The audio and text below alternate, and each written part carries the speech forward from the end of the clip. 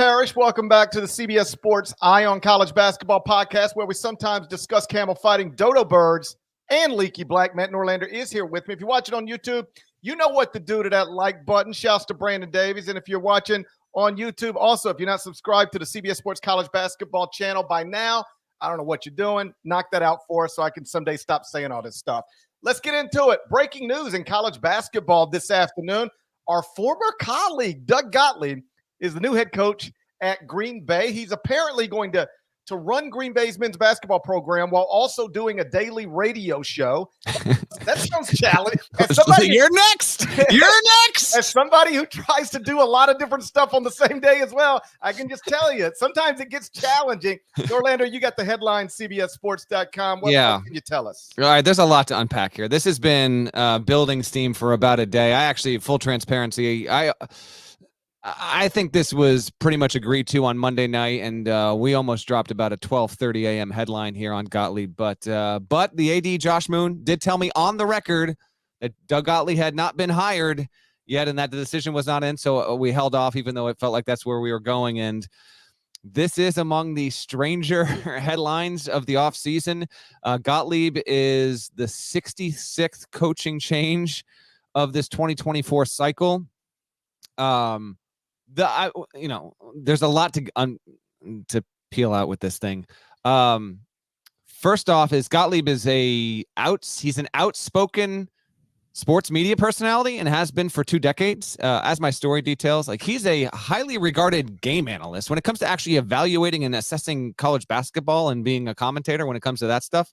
Very, very good. He's polarizing for some of his other things he's said. He's faced lawsuits for some of the stuff he said in the past. And because he is a polarizing figure and we are doing this podcast in real time, there is a lot of skepticism from people that are seeing the story, sports fans within college basketball. I'm just going to pass along the opinion that I've heard from a few coaches that have learned this to be likely in the past 12 to 16 hours, GP.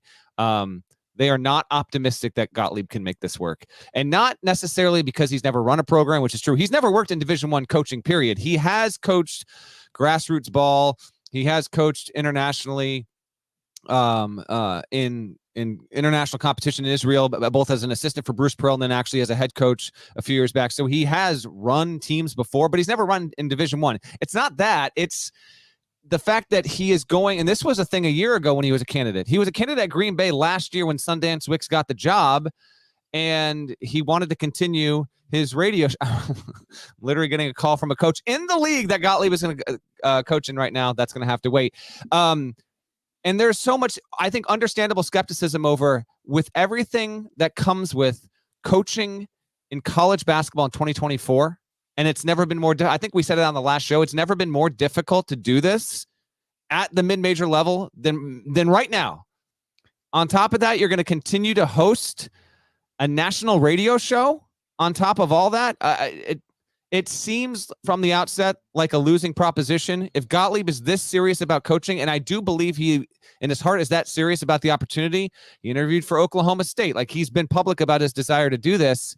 How do you run a program, help manage class schedules, all the travel, the shoot-arounds that come with it, all the practices, all the NIL responsibilities, and have a daily radio show? And does that even work as a net positive? You can make the argument, and someone did to me on Monday night, if you're Green Bay, what do you have to lose? Like, you're going to make a splash. I guess, sure, that's fine. But there is the other alternative to it. And one coach passed along an opinion Tuesday morning to me that was hiring Gottlieb could be the demise of Green Bay's program. So a polarizing hire, but I will not fault him on this. It is fascinating and it is interesting. What are your thoughts? And when do you plan on running a Division I program as a fellow daily radio show host? Yeah, I don't think I can add anything else to my schedule. I sure would love to see you try. Much less a Division I men's coaching basketball job. Like, just practically speaking, like, I'm not sure why either employer would be comfortable with this. Like, we're hiring you to run our men's basketball program, and then, like, in the middle of the day every day, You're just going to go do a radio show? Well, and real quick, and I'm functionally uncomfortable with the idea that you can be a Division I coach and a media member at the same time. Like those two things simultaneously, they do not compute for me. That's all. Yeah, I don't care about that so much, just in the sense that when I was coming up, it was very like, when I was the Memphis beat writer, I would never have my kids in Memphis gear or Ole Miss gear. My wife went to Ole Miss. They would never be in Ole Miss stuff because I was just very concerned about the optics of everything. Like I had a license plate when I graduated college that was a University of Memphis license plate. I changed that out just because I didn't want any of these weird optics mixing fan and reporter together. Fast forward 25 years, nobody cares about that stuff anymore. Like I don't know whether it was Bill Simmons or Scott Van Pelt or whomever, but they certainly blurred the lines and made it okay to be a journalist and also a fan. And so this is just another step in that direction. It's obviously unusual. I'm not offended by the idea of, can coaches be media members and vice versa? Like I said, the media industry has changed so much where all the lines are blurred. I just think practically, if I were Green Bay, I wouldn't want my men's basketball coach doing a daily radio show. And if I were Fox Sports, I wouldn't want one of my national hosts running a basketball program outside of a radio show. I say this, Doug might be able to knock it out of the park. We'll see. I think all mid-major hires are risky by definition. So yeah, this is risky, but anybody they would have hired would have been risky. You're at the mid-major level. When you make a hire, you are largely, betting on somebody who hasn't done anything significant yet, unless you're betting on somebody who just got fired from a better job. So, there's inherent risk anyway with this kind of stuff. I would use the word unusual more than risky because it's just obviously unusual. And again, Doug might knock it out of the park, but I think from my experiences, when you start trying to do too much, you get to a point where you feel like you're not doing great at anything, and because you're just spread too thin. And you talk to coaches all the time. I talk to coaches, they tell me that they are super, super, super, super busy, completely overwhelmed. How you would have time to do a quality radio show every day in addition to running a Division I men's basketball program, that seems difficult. But, I'm happy to watch him try. Yeah, it will be fascinating to see how this works because the time constraints on coaches, they just have never been tougher. And overcoming that and being extremely efficient with your time. Plus, just once we even get into the season and the travel. But here we are. I mean, Gottlieb hit it off with Josh Moon, the AD, a year ago when they went through this process. Sundance Wicks ultimately obviously got that job and then did a good job in one season. And this is even only a thing right now. If you're really not all the way caught up, this is a thing now because Jeff Linder coached at Wyoming, and Wyoming's had a tough go of it the past couple of years. Linder is a longtime friend of Grant McCasland at Texas Tech, and McCasland had a spot that opened on his staff, and he afforded Linder a bigger paycheck with more job security. And, I don't know if Linder would have been fired if Wyoming didn't make the tournament next year, but certainly it wasn't a great situation there. Wyoming has one of the worst NIL situations in the Mountain West. And so he leaves. Sundance Wicks was an assistant under Linder for 3 or 4 seasons. He got the Green Bay job, and then he came on back home. He's running the program there, and then the Green Bay search commenced, and Gottlieb is right there with all of it. But if you're Green Bay, you get there are a few mid-major hirings over the past decade or so that come with a bigger name attached to it. That promises you nothing, though. And I'm not saying Gottlieb will wind up like this, but Isaiah Thomas once was hired at FIU, and it was not a successful experiment whatsoever there.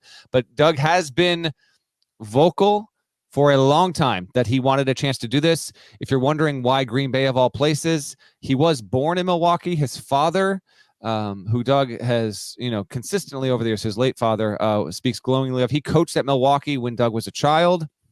And so this is not so far away. So there are some ties to the state there, and he wants to give it a go. He basically was only going to, I was told, Gottlieb was only going, and he has a really good job, and he can dictate the terms under which he would take any coaching positions. But I was told he would only be a head coach at or an assistant at an Oklahoma State, or if it was going to be a mid-major, it had to have some sort of sentimental connection to him in a place where he thought they could actually do something. We'll see if that is the case at Green Bay, but this, you say it's unusual. It is unprecedented. We are going to have someone that is going to run a program and be a daily national radio show host. Like, it's wild to me, man. Like, I'd love to be proven wrong. It's hard for me to see how this is successful, though. It is hard for me to see how this is successful, but remains to be seen. And maybe he can help their NIL situation, and we'll see who he gets on staff. But I still have been trying to wrap my head around this over the past 24 hours when this became more and more of a realistic possibility. And so here we are. People in the chat saying you can, by the way, do this pod, do your show, and run the Memphis Tigers. I'd love to see it. I have no interest in that. I'm more comfortable commenting on college basketball programs than I am trying to run one, I think. But, maybe someday. I guess you can't rule anything out. In all seriousness, I understand anybody's skepticism here. I am confused by trying to host a daily radio show and also run a men's basketball program. It's not the way I would do it. I thought you were about to say, I'm confused by trying to run a daily radio or do a daily radio show and be on a national college basketball podcast. I thought that's what was coming. I swear to God. I'm confused by that aspect of it, but in all seriousness, I'm happy for him. He's clearly wanted to get into coaching, and he's had a pretty public desire to do this, and has very publicly made it clear at different points he would have liked to have been the head coach at his alma mater, and that obviously has never happened. And I don't know how Doug feels about it, but to put yourself out there so publicly, like, pick me, and then they just don't, that can be humbling on some level. So like he's made it clear this is what he wants, and now he gets the opportunity to I always like taking what ifs off the table. Mm-hmm. There's this line in some song somewhere about the worst, or maybe it's a movie. I don't know. It's just something I heard it once and it's always stuck with me. Okay. Apparently not as well as you sure it was a book? You sure it wasn't nothing? It could have been a book. Okay. But it was like the regrets you'll have late in life, they'll rarely be about things you've done. They'll be about things that you didn't do, or that you never pursued, or you never tried, or whatever. And so I'm a big believer in, if you can take these what ifs off the table, so you don't have to wonder your whole life, man, what if I'd ever done it? What if I ever tried that? Then I don't know. That's the way I prefer to approach life, even if I'm not perfect at it. So Doug's not going to have to grow old wondering, man, if I'd ever got into coaching, how would that have gone? I really wanted to, but I just never either did it or had the opportunity to do it. Well, now he's going to get to scratch that what if off of his list, and he'll never have to wonder what it's like. He might get into it and realize it was a mistake, or it might propel him to a high major job. As always, we'll see, but he won't have to wonder what it would have been like to chase this. He's now chased it. He's going to do it, and we'll see how it goes. Last thing for me, then we can move on to the next subject. I agree with you on this. I do like the fact that he is putting what he's got into this. Now, not enough that he's willing to say, I'm giving up radio. He's not doing that, but willing to just give it a go, give it a try, and knowing that when he's doing this, there will be an army of people that just do not think it will work. A lot of people that will be rooting against him for it to work. So we wait and see on that. It will obviously be a spectacle, not a skeptical. It's a tough one for me. I want to give credit to Quinn in the chat. She is correctly noting that Tom Brennan coached Vermont. I know this because I was there. He coached the Vermont men's basketball team, and for a number of years did a morning drive show in Vermont. Corman, the coach. So we have seen this a little bit different with Gottlieb in 2024, having been a long-established media personality doing a national radio show and, filling in for Colin Coward here and there and doing random television work. That's a little bit different than what Brennan was doing, but we have seen a coach do that and run a program before. So not completely unprecedented by pure definition. Good shout, Quinn. Yeah, I would just say the differences to me are obvious. Like, it's one thing to be the head coach of Vermont, be doing I don't want to say little radio show because it might have been a big radio show. How dare you insult Corman, the coach? I think that was on the Champ, by the way. I didn't mean to. I take that back. I apologize. What I mean is, like, you're doing a show in Vermont. I mean, you tell me it was a show in Vermont, right? It was. Okay, yes. so like you're in your wheelhouse anyway. like Doug Gottlieb is now going to find himself in a situation where he is recruiting for Green Bay, running practices for Green Bay, traveling with Green Bay, coaching games with Green Bay. And oh, by the way, tomorrow when you wake up, you got to do a radio show, but you ain't talking about Green Bay. I mean, I hope not. You ain't going to go on Fox Sports Radio and do a 3-hour Green Bay show. So you need to be talking about the NFL stuff that happened last night and the NBA stuff that happened last night and whatever else you're going to be talking about on the national radio show. So you are really, pulling from two totally different places. And, you can fake it sometimes, but eventually people are going to start to realize if you're spread too thin. And I don't know how you can't get spread too thin trying to do all of these things, but I'm happy to watch him give it his best shot. And sincerely, like we both work with Doug. We both known him for a long time. I wish him luck, and I hope it goes well. I understand the industry skepticism, but I hope it goes well. Let's move on. The SEC has confirmed that John Calipari will return to Rupp Arena next season. What's that going to look and sound like? I'll ask Norlander next, but first, a word from our partners. Well, you need your sports news anywhere? We've got breaking news to bring you. Then get your sports anytime you want them. Big trade news overnight to discuss. Because we know you need sports all the time. A lot of movement in the rankings this week. A legend adds to their legacy. We're bringing you that breaking news right here on HQ. CBS Sports HQ, anywhere, anytime, all the time. The SEC has confirmed that John Calipari and Arkansas will visit Rupp Arena next season. It'll be Arkansas at Kentucky, date and time TBD. Yep. Is Cal going to be cheered like Bruce Pearl was in his first trip back to Tennessee? Or is this going to be ugly like Chris Beard back at Texas Tech, Ed Cooley back at Providence, or something in between? Do you have a sense for what it's going to look and feel like? Well, Kentucky fans, find the show. Tweet us at CBB Podcast on Twitter if you aren't following already. Let us know what you think or what you plan on if you're going to be there. My guess would be more boos than cheers, but not the vitriol we saw with Beard at Tech, which was intense. And then I was there in person last season when Cooley returned to Providence. Also pretty intense with a couple of inappropriate chants mixed in there as well. But on the whole, by the end of that game, Providence won. It won in some flashy fashion, and I don't believe there was a single arrest, so it was considered a major victory for Greater Providence that didn't happen. But I think you're going to get a real mixed bag there. Both, obviously the biggest one will be when he's introduced and all that, and Cal will, and we'll see where the teams are, by the way, when this happens. The intriguing thing is going to be, when do they schedule this game? Do they try and put it in February when Kentucky and Arkansas, where they're tracking, we're going to have a good idea? Or do they want to put this, in the first week, or I wouldn't think the first week, no shot, but week 2 or 3 of SEC play to kind of gin up some interest there in the league in January. So we'll see on that.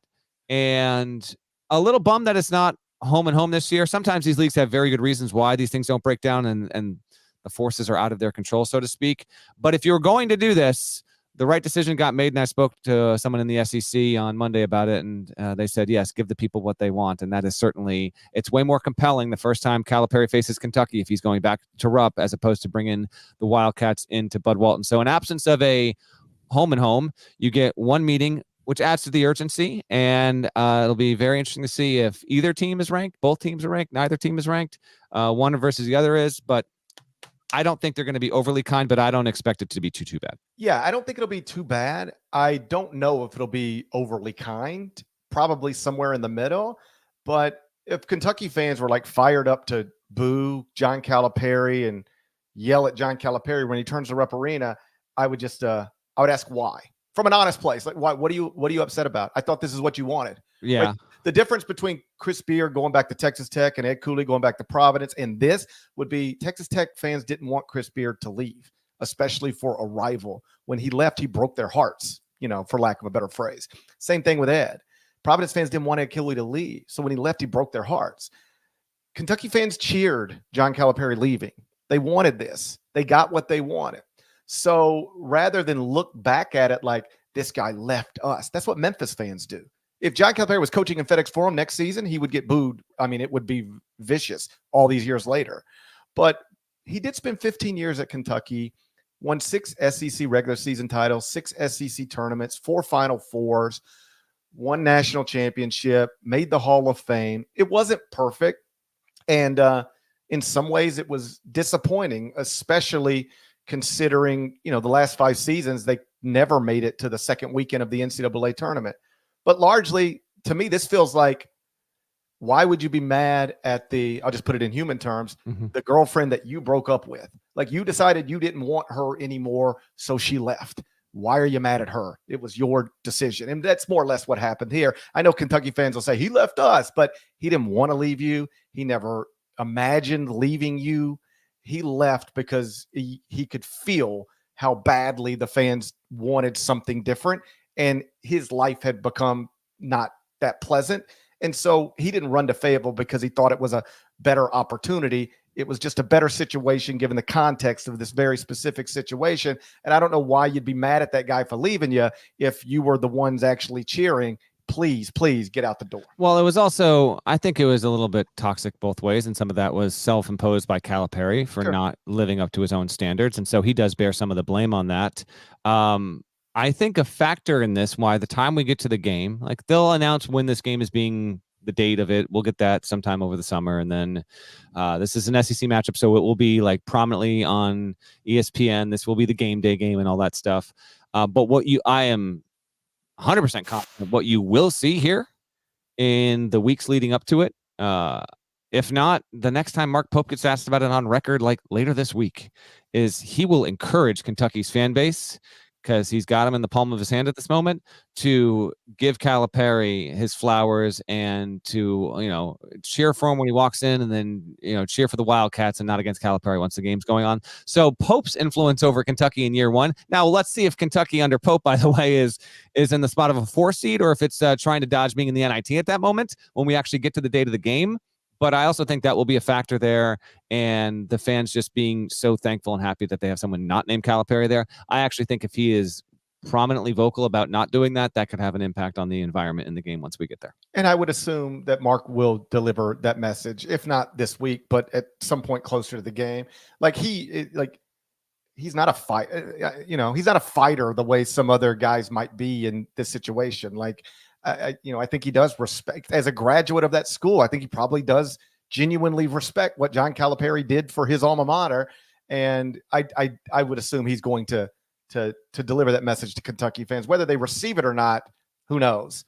But I'd be surprised if he didn't deliver that message. And I do think that where are these programs when they meet might play a role in it as well. Like if Kentucky's struggling and John comes in with an Arkansas team ranked 3rd in the country, might be a little easier to yell at that guy. Why couldn't you do this for us? We'll get some of that. Either way, it'll be a fun scene. I love stuff like this. The games are always just the games. I've seen a million of those, but I love the scenes. And that's going to be a scene in Rupp Arena. Again, date and time to be determined.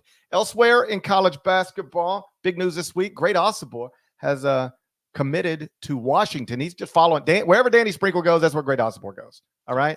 They attached at the hip. But this one, I don't know if you had to give him $2 million to go to Utah State, but $2 million reportedly to go to Washington. And our buddy Jonathan Gavoni at ESPN labeled it the highest known NIL deal in place in college basketball right now.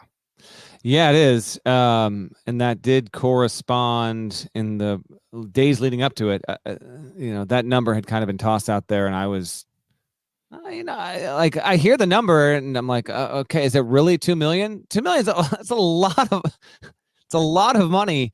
A couple factors here. One, Ossobor picked Washington over Texas Tech and Louisville. And in speaking to a variety of coaches over the past X amount of weeks, Louisville has been an aggressive, and understandably so. They have the bag to do it, but Louisville has been an aggressive recruiter when it comes to NIL and setting the market even higher and pricing out some teams and putting out a number there that makes it even more competitive and narrows the field here. So I think in part they got to this 2 million figure because Louisville was really, desperate to get Great Osobor and was willing to try and get as much as they could. And when it got down to the end of it, I thought Ossobor was going to play for Washington under Danny Sprinkle. I felt that this was an inevitable end, and then Washington for it to make it happen. And not just that, but this is the rare case, as you well know, this is the rare case where the figure is public. Normally, this kind of stuff, just as an example, Jonas Adu going to play for Arkansas, that is discussed as he got paid more than $1 million to go and play there, right? But we don't have the actual number. We don't have the contract, whatever. Gavoni here actually reviewed the paperwork, and he stands to make even more than $2 million at the end of the season. Is he worth that much? He's worth whatever Washington's willing to pay to have his services there, which is how it should be. But he's not the best player in the portal. I mean, he was the Mountain West Player of the Year. He's a good player, doesn't project as an NBA player, but he's, in my estimation, he was one of the 10 to 15 best players in the transfer portal this time around. But this number getting public like this has led to a few like, okay, man, like this is out there. And then other people trying to recruit the likes of, say, a Coleman Hawkins. Like, if Great Osobors were 2, you're telling me Coleman Hawkins should be going for 2-2, 2-3, 2-4, which I find entertainment and joy in because I got my money. I don't care, whatever. But at least he makes Washington maybe potentially viable. Don't know if that's a tournament team or not, but they needed him to have a chance at that in Danny Sprinkle's first season there. We'll see if he can repeat some of the magic that he had at Utah State. But we have a $2 million player in men's college basketball, and that is a wow, because the other time that I can remember, if we saw one and I missed it, my apologies, but 2 years ago when it was the first cycle through, you'll remember Nigel Pack, and the number that was attached to Nigel Pack, it was $400 per year, $800,000 for 2 years at Miami. And when that happened, people were gripping the walls. They were like, whoa, 400. That's not even 25% of Great Osobor's deal 2 years later, GP. Yeah, I think there's something similar with both of those stories, that it's not the dollar figure the dollar figure is big and public. And so people go, wow, because this is all still relatively new stuff. The other thing was like, people would go, now who's Nigel Pack? Right? Like that. Yeah, I think everybody knows who Nigel Pack is now because of all the money he got. But at the time it was like, and what is this? I never even heard of this guy. That's what a lot of people would say. And Great Osobor, I mean, he's reigning Mountain West Conference Player of the Year, but not a household name. He did play at Utah State. So when people hear $2 million for a transfer from Utah State, like I had a buddy of mine ask me, is he worth that? And I'm like, I mean, I think you're asking the wrong question. It's like, this isn't a situation in college basketball right now where any one contract setting a precedent over another. Because it's hard to separate fact and fiction sometimes about what people are actually getting. You're not dealing with a salary cap. So you go, God, if we give Great Osobor $2 million, we only have X amount of dollars left to spend on. This is all like whatever rich people decide they want to give you to spend on players. So when you get a handful of rich folks on your side, and they're like, if it costs $2 million to get Great Osobor, I don't know if he's worth it, but like, if that's what it costs, we can either spend the money and have him, or don't spend the money and he's going somewhere else. Well, then like, let's just spend, I don't care, whatever. That's where we're at right now in college basketball. Trying to figure out if somebody's worth something is a wasted exercise. It's just these coaches are out there running around with big stacks of money and they're just trying to fill out rosters. Like I had a coach tell me the other day that he's got a player at the combine, and it's a player who could reasonably stay in the draft or reasonably come back. And they've got a package waiting for this player that will trump any two-way contract he could get. Yeah. And it's just like, now we have made this where he can make more money with us than he can make as a two-way player in the NBA. But if he's a first-round pick, then there's nothing we can do at that point. But this is what's happening right now, and congratulations to Great Osobor.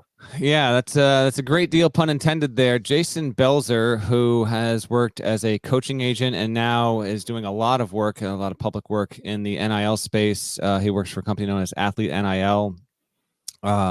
He's an attorney.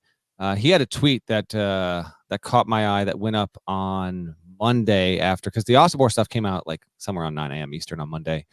And then later that hour, Nick Coffey, his handle's at the Card Connect, does media stuff in Louisville. So he was responding based off, Louisville being involved with Ossobor. And Coffey tweeted, Ossobor likely reset the market. The average NIL budget for Power 5 programs is expected to be $1.5 million next season per Belzer's research. And then Belzer, who was tagged in the tweet, responded. He said, "It doesn't reset the market at all. This is a ridiculous overpayment for a student athlete ranked number 55 at Evan Mia's portal list. He's receiving 4 to 5 times the amount that transfers about 15 spots around him are getting." A pretty definitive and statement that is shared by a lot of people, but ultimately it doesn't matter. Washington and Louisville thought that Great Osobor services were worth north of $1.7 million, and so because of that, he got $2 million. I would disagree. Evan does great work, obviously, and his data is based on a lot of information. To me, Osobor would easily rank, in my opinion, among the 15 more valuable transfers in this year's cycle. If you saw Utah State and what he did last year, it was pretty evident overall. But regardless, the public nature of his commitment and the figure attached to it, and then Ossobor's agent willing and wanting to get that out there. The common thing from Nigel Pack and Ossobor is when they got their NIL deals, they were public and they were believed to be the biggest deals in that given cycle. And so here we are. I don't know if this is going to be an escalating thing like we just saw Jared Goff got another. Like every quarterback that gets the next deal is the biggest one ever. I don't think that works like this. Does not work like that. This is not. So if you're thinking it's not going to continue doing this, but in basketball, this number is probably going to be a commonplace thing in football. Like basketball getting to 2 it's a pretty massive number, man, for a 1-year thing. You might well see this in football, obviously with quarterbacks, but that's about it. Interesting headline all the same though. And the fact that Washington, which had a big NIL pool last season under Hopkins, and he got fired, they still got enough.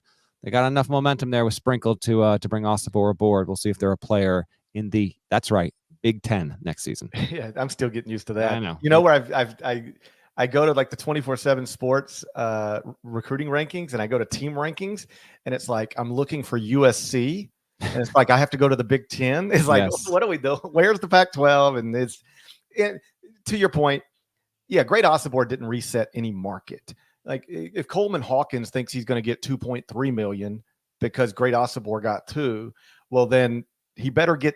You know what? I'd get Texas Tech and Louisville on the phone and say, "Hey guys, and maybe I call Kentucky too." Actually, Louisville is one of 5 or so schools that are looking around on Coleman Hawkins. So don't speak too soon, GP.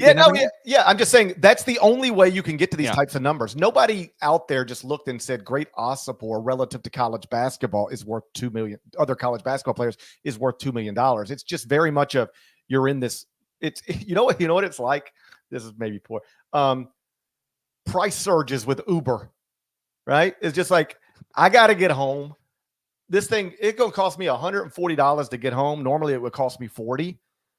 I'm after a concert or something. Yeah. All right. This is crazy to pay $140 to get home, but I got to get home. And that's what it costs right now. So here's my $140. That is Great Osobor is Uber price surging. That's what just happened. Okay. Washington had to get home. That's a no context. There we go. Okay. Washington had to get home. Uber's the only one who could take them, and they price surged them up to $2 million. Great Osobor showed up as the driver. That's where we're at. That's the way this stuff works. And, congratulations to him. And I hope Coleman Hawkins can get 2 people, 3 people to start bidding on him and benefit similarly. That's the thing, rest assured. We still got more, by the way. We are more populated with some notable talking points and headlines than I would have even thought. Bronny James now expected to stay in the NBA draft. That news came out on Monday, so let's talk about that. But first, Nada, you know what? Partners, let's go, partners. Nada, partners, partner me. From the world of Sonic the Hedgehog, is there anyone stronger? No. Tougher? No. Hungrier? Grapes was an interesting choice for someone who doesn't use fingers. Knuckles, now streaming only on Paramount Plus. Up, Knuckles. What up, Knuckles? There we go. Bronny James is at the combine. Turns out he's same height as me. He is not. I think he is.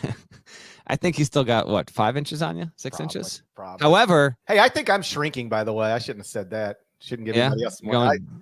My wife and I are I used to tower over her. Now I don't know about that. I just have noticed. Do people shrink as they age? That is a thing. Yes. I think I'm shrinking, which is terrible news. I got almost 2 full inches on Bronny James. I know that without shoes. I think we talked about this a year ago, but just so we can reestablish that. And I think some measurements got posted and they got reposted later or whatever. But I'm a firm believer that height measurements across the board. I know you play in shoes. It's what you were born as. Shoe size and dimensions can change. You are measured what you are without shoes on, how the good Lord made you. So without shoes on, I am 6'3". Without shoes on, Bronny James was just a little over 6'1". Without shoes on, GP's 5'6". I assume you agree with this. Why do you think the good Lord made me this way? I don't know. And if he did make me this way intentionally, are we sure he's a good Lord? You can say he's a good Lord. Look at you. You're all tall and skinny. Of course you have a good Lord. Look at me. I'm short and chubby. You're not chubby. Is the Lord? You are well built, and I mean that. Is the Lord good to me? Yes, I'm not so and you're sure. good. And you know what? And you're good to yourself. I don't know. Let's talk Bronny James there. He's staying in the combine. At least that's the overwhelming expectation at this point. Had a good max vert, finished like top 10, I guess, in the training on there Monday. My view on this has not changed. I don't fault him for doing this, and there is. We'll see if this comes to bear on draft night, GP. But there's a belief that he is going to get picked. He has not given me any reason to believe, some of it in his control, some of it obviously not. He had heart failure last summer, man. The fact that he got back is incredible. But I see no indications that he is going to be an NBA player. But, his father is his father, and he's a capable prospect. But I guess my point on it is this, and take it wherever you want. I was hoping, and within that hope, looking forward to genuinely looking forward to the idea that Bronny James would return to college basketball, whether it's at Duquesne or wherever, play a sophomore season, have a second year campaign that was at least twice as productive as his first year on a team, hopefully able to get into the NCAA tournament, and watch him bask in all of the compliments and benefits that could come with that, while enhancing, oh, by the way, his NBA stock in the process. But that doesn't seem to be on the table. I think on some level it could be a loss for him. It's obviously a little bit of a loss for the sport. Is it the worst thing ever? Of course not. But I thought there was a real fun story that waited in the wings here, and instead he's going to go through this combine process, go have a pro day, do all this, and I guess it's not 100%, but every indication based on the reports that came out on Monday is that this is going to be the thing. He's going to try and get drafted, and whether it's the Lakers or wherever he goes, that is the path he is choosing, and ultimately that will land him obviously playing in the G League next year, if not beyond. Would he be at the combine if he had a different name? He would not. Quite clearly, he would not. Now, on that point, because of his genetics, like on a certain level, if you want to say because of his last name and because of who his father is, like maybe there's a chance. I get you, but quite clearly not. He is by far the least accomplished player that is at the combine. Yeah, I just don't know why anybody would pick him unless on the low you were told, and then LeBron signs with you on a veteran minimum deal. Like, I don't know why you would even consider picking him unless you have that information.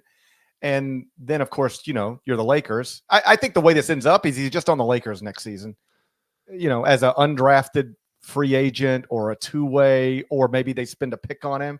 Like, if I were betting, that's what I would bet on. But and this whole conversation just sort of gets yucky because it's not fun. It absolutely does. Yeah, it's not fun just, crapping on a young person who is, and the only reason you're doing it is because he's in a position that he probably shouldn't be in to begin with. Again, I got analogies all over the place today, but imagine whoever your favorite musician is, and they decide to, and he's one of the best, or she's one of the best of all time, and superstar, and she decides to put her son, or he decides to put his son in the band, but the son cannot sing or play any instrument. Like, what are you doing up here? And it's just going to draw attention to stuff you don't really want to draw attention to. So, as I've said previously, I'm the father of 3 boys. I'm going to worry about my kids and let LeBron worry about his. And, at a very basic level, Bronny James is the son of a billionaire. He'll probably be okay. Like he'll probably end up just fine. But I've noticed, I go on CBS Sports HQ or random radio shows, or we're on this podcast or my other show, and you're asked about Bronny James, and it's like a setup almost, because there's no way to talk about him honestly without sounding like you're just destroying the young person, which again isn't fun. Like, nobody would ever ask me about another prospect like him. Like, I know. and so there's nothing to say except I don't think he belongs in the NBA. If I had a pick, I wouldn't use it on him. And if he were my son, I don't know how comfortable I'd be with all of these conversations, because you're just setting the whole world up to scream your son's not very good at basketball relative to what you told us he was going to be. So it's all just kind of yucky. But clearly they're comfortable with it because this is the path they're going down. And again, I'm just assuming at this point, one way or another, he'll be on the Lakers next year, because I really can't understand why anybody else would pick him unless you knew it was a package with LeBron. Well, even with that though, like man, I'd love to be wrong about a lot of this stuff. I really would. I don't even see how that, like, on some level, if that does happen, I can see it be rewarding for LeBron and Bronny and that family if it led to that point. But even still, like, the nepotism claims that will rightfully and understandably coming from all angles will be there. And it's like, you're only here, even that doesn't, like, even landing in that situation doesn't seem like it's an ideal outcome for Bronny because of everything that's attached to it. Whereas if he had returned to college and played somewhere and been someone who was a double-digit scorer and a good distributor, a plus defender, and I don't know, with more on the resume, I feel like it would have brought a bit more to it. That's all. But this is where we are. If there's anybody else in the world who just played a freshman year of college basketball, measured this short, and produced that little, and had a heart condition, we would never be talking about them relative to the NBA draft. This is kind of crazy. I part of why we wanted to bring up on the show is not just because it's a headline that it came out. I actually thought that there was going to be more will he, won't he, for at least till the end of the week. And that was not the case. And as we have come to learn with things tied to Bronny, that his circle, his family, call it his parents, literally his parents, they don't let stuff like that get out. So the fact that it got out tells you kind of all you need to know. And I genuinely wish him the best. I wish we were getting him for a second season in college basketball. Yeah, I know what he should do for us. Withdraw from the draft and enroll at Green Bay.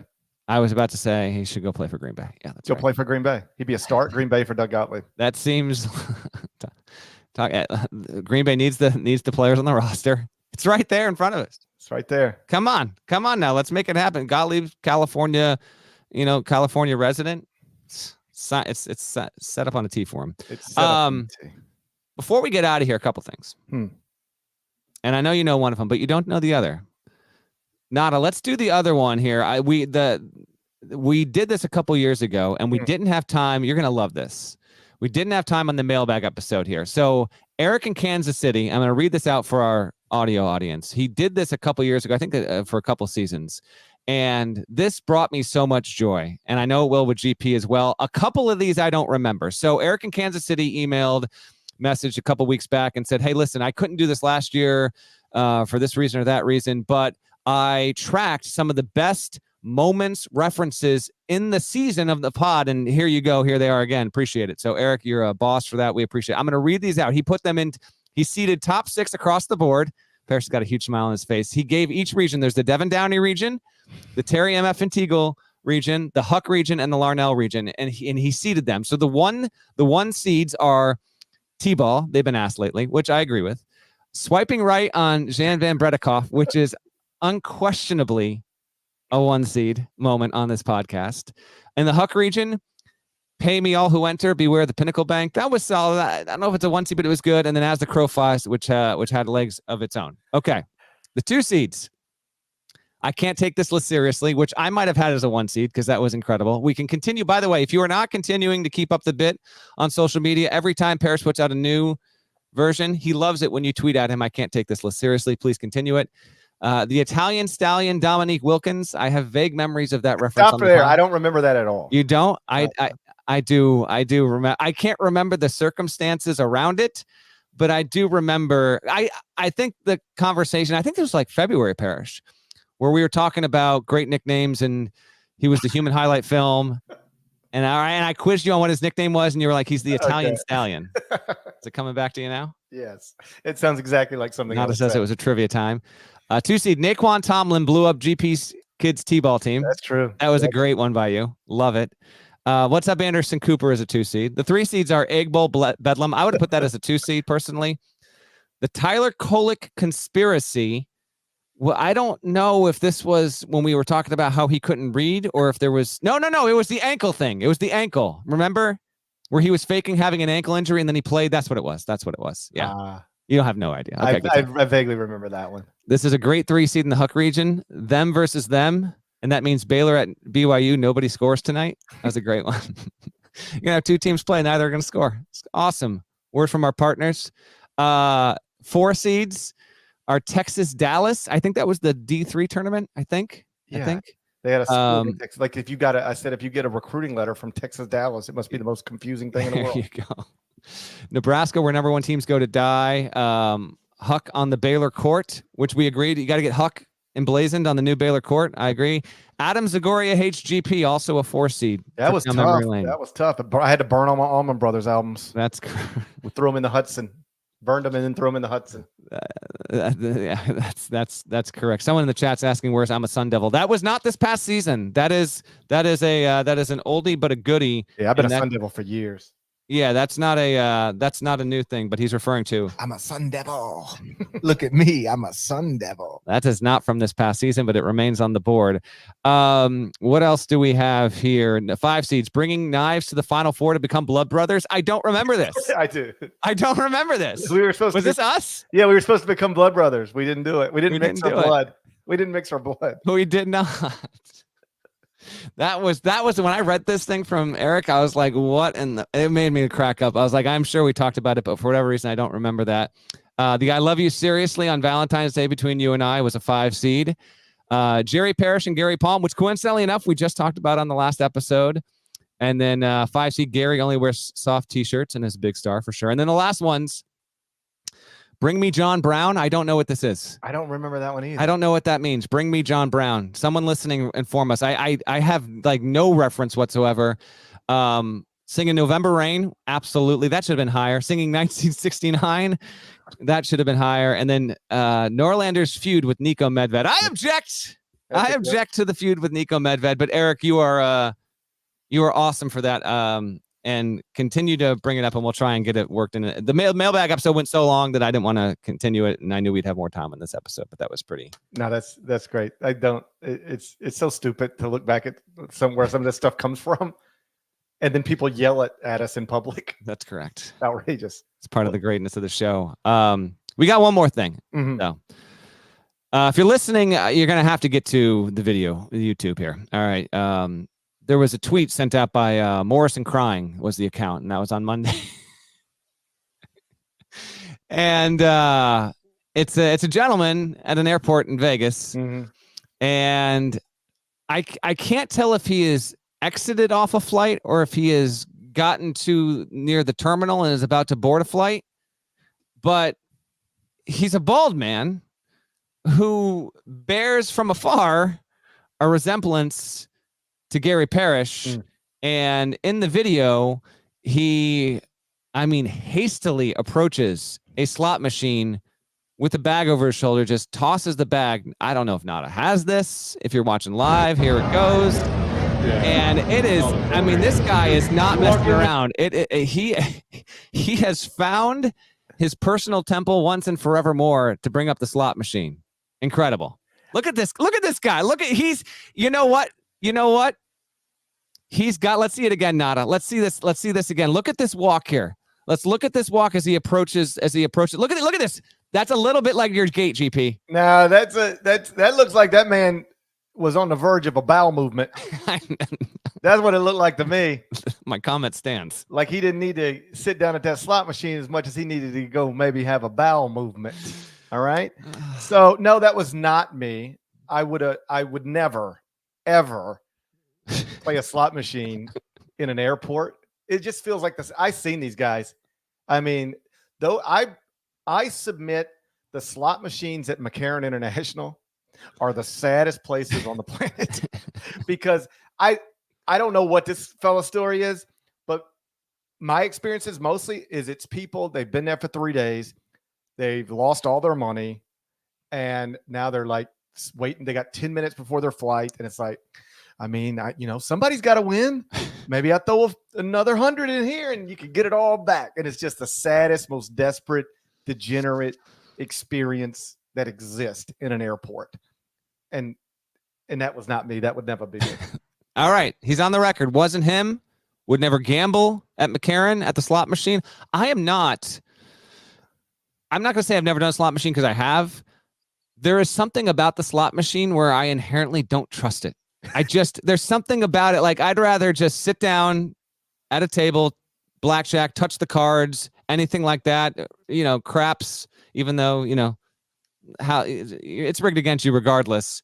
But I just like these slot machines, the people that are it's just mindless, just one after another. And then you get the occasional person that wins like, $5 million. And that's why they do it, I guess. But I don't trust the slot. Like, who is always photographed just sitting at a slot machine? I shouldn't say always, but it's like I've seen multiple pictures of this dude just sitting at a slot machine randomly by himself. I have no idea who you're. Mike Krzyzewski. Oh, really? Yes, I see pictures of him. What? Yes, and Google Mike Krzyzewski and slot machines. I am right now. Stuff will pop up.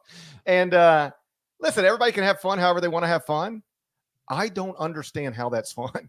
Sitting at I agree with you. It doesn't seem fun. It doesn't seem like a good way to pass the time. My wife's grandmother, bless her soul, used to like really just drive down and she'd pick up my wife and she would take her to the casino with her. It's like 30 minutes away. And my wife would just have to sit with her grandmother while she just played slot machines for hours and hours. My wife would just, and it was like, how is this fun? I look at those people. I'm like, how are any of you having fun right now? But this might just be me projecting because I've gotten to a point. I know this might run counter to what you think you know about me. I don't have fun in casinos anymore. I don't even. That does run counter. When did that change? I don't know, but like the last few times I've gone to Vegas, I went to Vegas for New Year's. I don't know that I ever sat down at a blackjack table or anything. I don't think I gambled at all the entire trip. We were there for 3 nights. I don't think I.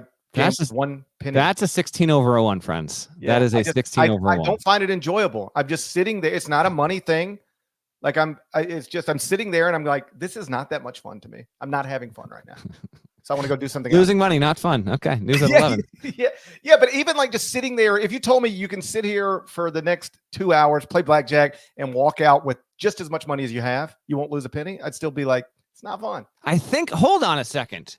We had this discussion on the show within the past 2 years where you said, listeners, again, you're going to have to fact check me real time. I could have sworn we have talked about this on the show and off the show where I said, if I told you right now you could gamble for the next 20 years of your life, I guess it wasn't specifically Vegas, but I tell you, you're going to get the ups and downs, but you're only going to be down, whatever I said. Like, you're only going to lose $5,000 over the next 20 years. Would you do it knowing you will lose money and you took that deal? You remember this? Yes, but I would apply it simply to like sports betting. Like I do still enjoy like, hey, the Mets are playing. Let's bet on the Mets and get disappointed, right? I do like to have action on things I'm going to watch. So it's fun when you're not having fun when your team loses and you lose money. That's fun to you. Yeah, I like the idea of I'm going to watch this game anyway. I've got some money on it. Not life-changing money, but just something to make it a little more interesting. And like, let's enjoy this. But just sitting there playing cards, playing blackjack with a dealer.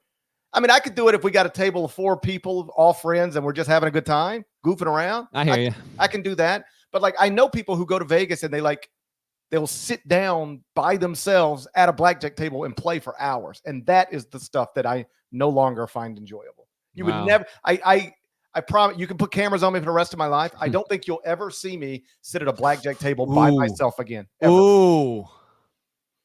The chat says it just means I'm washed. You might be washed. I might be washed. I'm not ruling that out. I saw there was a TikTok of Coach K dropping $100 spins. Weird angle, by the way. Just let the man. I don't know. Well, No Context College Basketball just tweeted a picture of it. Did you see this? I didn't, but I'll bring it up. Do you run that account or something? No, I don't. People thought it was pretty. I don't though. Context free. Let me see. Well, then, hey, shouts to No Context College Basketball. Watching in real time, by the way. Watching in real time. Yes. How about that? Big fan of the pod as well. Not another. Okay, I'll hold you. I'll hold you to it. Hold me to it. Now, if you want to, if you say, GP, we're in Vegas, and I'd like to bond with you over hours of blackjack, then I'll say, sure, let's do that. But I just gambling to gamble in a casino is not something I do anymore. All right, so now there are qualifiers on it. You might see you at a table, but it's got to be with a friend. Okay. Yeah, I got to be having real friend time. All right. Well, that's they're still there. They're still taking your money one way or another. Yeah, that's so fine. But that's the thing. It's not a money thing. Like I would have fun sitting with you. Yeah. But I wouldn't have fun playing blackjack. Does that make sense? It does. It does. I think I'm just washed. You might be washed. You know, it happens to the best. It happens to the best of us. I think that's a joke. And the worst of us. Shouts to Devin Downey. Shouts to Chester, South Carolina. Shouts to Terry Teagle. He's a legend. Huck, Larnell. Thank you guys once again for watching, listening to the Eye on College Basketball podcast. If you're not subscribed, please go subscribe anywhere you subscribe to podcasts, Apple, Spotify. There's more of us than there are of them. That needs to be reflected in the comments. So knock that out, and we'll talk to you a little later on this week. Till then,